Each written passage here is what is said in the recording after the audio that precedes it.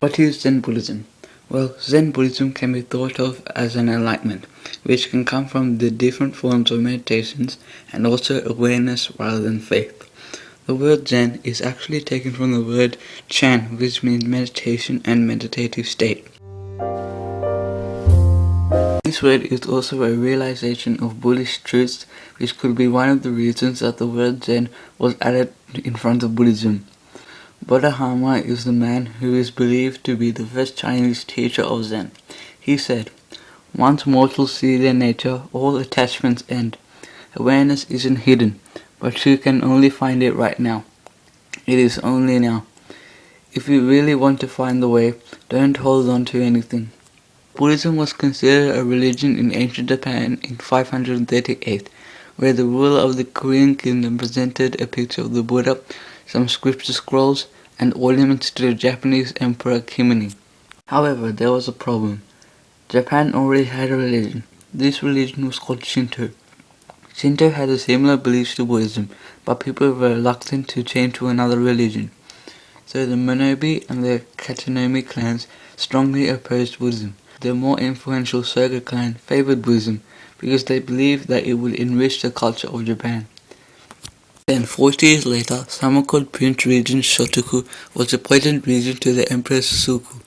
During his time as a regent, Prince Shotoku declared Buddhism as the official religion of Japan.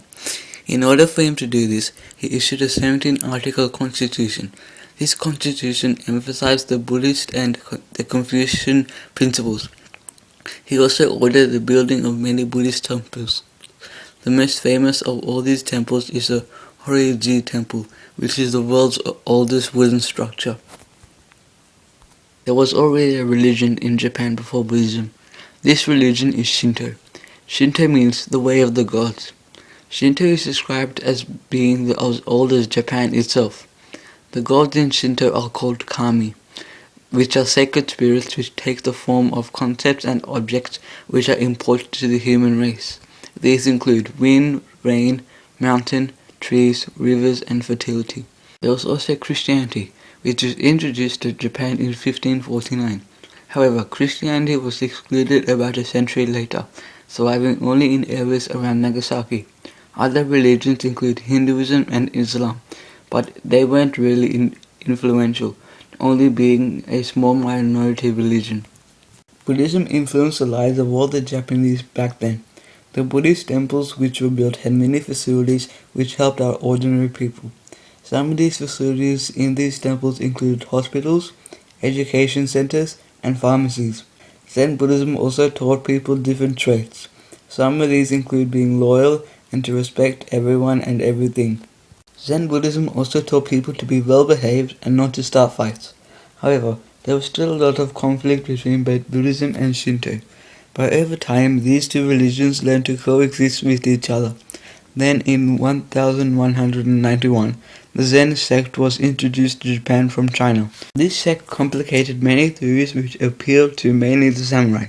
This was because the Zen teachings mentioned that one could achieve self-enlightenment through meditation and discipline, and that the samurai were masters of discipline. Zen Buddhism had never really developed significantly until the 12th century. There's been much interest in Zen Buddhism over time, especially in the western part of the world. Many Westerners have traveled to Japan to study Zen Buddhism, while many Japanese teachers have traveled out of Japan to share Zen practices and philosophy. Zen Buddhism is believed to have originated from the flower sermon which was delivered by Buddha. This flower sermon evolved on verbal communication, but what Buddha did was very simple. Buddha upheld a single flower before his supporters and quietly waited for a response from them. No one responded except for one. His name was Mahakassapa, but his response was just a simple smile. This reaction between him and Buddha has been considered to have a deeper meaning. This has been believed because the Buddha passed on a special insight just for him. From there, a way of Buddhism was emerging. This way focused on direct experience instead of just rational faith and valued scriptures. There are a large number of practices which are followed by Buddhists to express their devotion to Buddha. There are different ways to do this. One way is visiting Buddhist shrines and looking at Buddha images to constantly remind the person of the compassion and wisdom that Buddha symbolizes. Another practice is folding of the palms. This usually occurs while praying. This is meant to respect the three jewels of Buddhism and the Buddha. Offerings to Buddha are also used to win his blessing, to create a positive energy and remind everyone of the teachings. Water is also used to symbolize purity, clarity, and calmness. Fruit is also offered to reach ultimate enlightenment, which is the very goal of every Buddhist, and even the offering of flowers is meant to remind Buddhists that everything in the world is just temporary.